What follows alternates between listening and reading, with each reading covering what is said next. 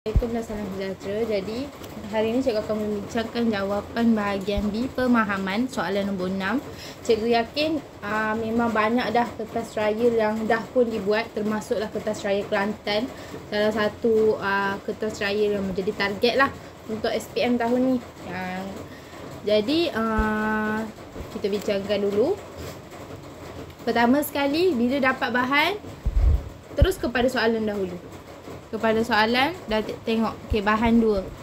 Terus tengok bahan 2, nyatakan jenis bungkusan pakai buang yang gemar digunakan oleh masyarakat. Jadi kita tengok kat bahan 2. Longgokkan sampah bukan kerana masyarakat gemar menggunakan pinggan mangkuk dan bungkusan pakai buang, iaitu polisterina dan beg plastik. Itu sahaja jawapan dia. Jenis bungkusan pakai buang yang gemar digunakan oleh masyarakat ialah polisterina dan beg plastik. Itu sahaja. Okey, yang kedua, dengan merujuk semua bahan, apakah faktor-faktor yang menyebabkan pencemaran alam sekitar? Jadi kita kena bacalah semua bahan. Tengok, bahan 1. Perkembangan pesat dalam sektor perindustrian telah mendatangkan pencemaran kepada alam sekitar. Hal ini berlaku kerana pelepasan asap kilang yang tidak terkawal telah mencemarkan udara. Sampai tidak terkawal je. Sekejap. Okey. Seterusnya, pembuangan sisa toksik ke dalam sungai mengakibatkan kematian hidupan akuatik. Ini merupakan huraian pencemaran yang berpunca daripada sektor perindustrian yang akan memberi impak dalam jangka masa panjang dengan kepada kualiti alam sekitar. Seterusnya, penggunaan racun serangga dalam sektor pertanian turut menyebabkan pencemaran alam. Bahan kimia bebas dalam racun serangga mampu menipiskan lapisan ozon dan mencemarkan air bawah tanah kerana mengandungi klorofluorokarbon CFC. Bahan kimia ini memberi kesan buruk kepada kesihatan manusia dan hidupan lain. Jadi untuk bahan 1 ni cikgu jumpa 3 je isi.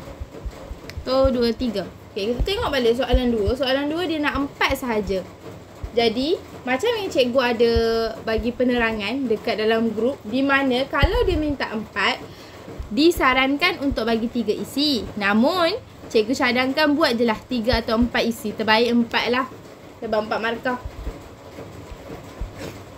Okey, seterusnya kita tengok bahan 2. Longgokkan sampah merupakan salah satu fenomena menyebabkan kualiti dalam alam sekitar semakin merosot. Kegagalan orang ramai menguruskan sampah merupakan penyebab berlakunya masalah tersebut. Okey, ini merupakan isi yang pertama. Kegagalan orang ramai menguruskan sampah. Yang kedua, masyarakat gemar menggunakan, ini tak boleh, ini huraian lah. Bahan ini mengancam alam sekitar kerana mengambil masa selama 10 hingga 1000 tahun untuk diurai. Seterusnya, masyarakat kurang pendidikan tentang alam sekitar, menambahkan lagi masalah pencemaran. Okey, kat sini kita ada 2 isi. 1, 2. Okey, kita tengok pula bahan 3. Kemusnahan alam sekitar akan membawa kepada bencana berterusan terhadap kehidupan manusia. Ini merupakan kesan. Okey, ini merupakan kesan. Jadi ia bukanlah jawapan untuk soalan 2 Roman. Udara tercemar akibat pembakaran terbuka. Okey, yang ni merupakan isi yang pertama untuk bahan ketiga, iaitu pembakaran terbuka. Kesan terhadap sistem pernafasan manusia. Alam sekitar juga memusnah kerana kegiatan penebangan hutan secara berleluasa. Okey. So, kita total ada 1, 2, 4, 5, 6, 7. Kita ada 7 isi. Pilihlah 4 yang terbaik ataupun 3 yang terbaik. Baik, seperti yang semua dah terbiasa pun tahu, yang 3 dan 4 Roman untuk soalan bahagian 6 adalah soalan kebat. Kebat. Okey. Jadi bila di soalan kebat, kita kena bagi pendapat. Kini amalan kita semula kurang dibudayakan dalam kehidupan masyarakat. Situasi ini menyebabkan masalah pencemaran alam sekitar tidak pernah menampakkan kesan yang positif.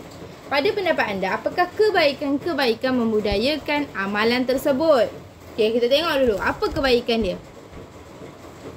Okey, antara kebaikan dia adalah membudayakan amalan tersebut adalah pertama sekali dia boleh melindungi alam sekitar.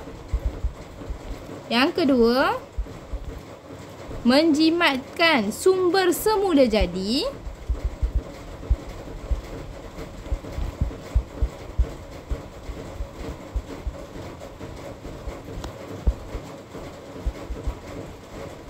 Yang ketiga, menjimatkan tenaga.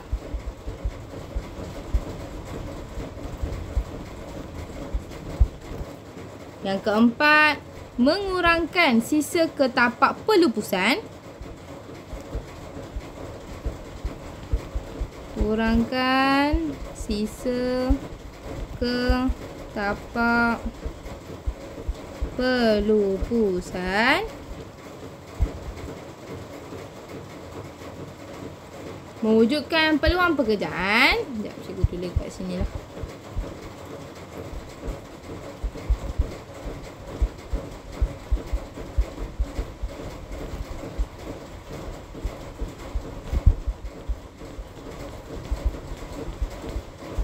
Seterusnya, kurangkan pemalasan global. Ataupun apa-apa sahaja jawapan yang berkaitan dengan yang ni pun boleh. Global. Okey. Anda dan rakan-rakan sedang berkelah di tepi sungai. Anda melihat salah seorang rakan telah membuang plastik sampah ke dalam sungai ketika mengemas kawasan berkelah.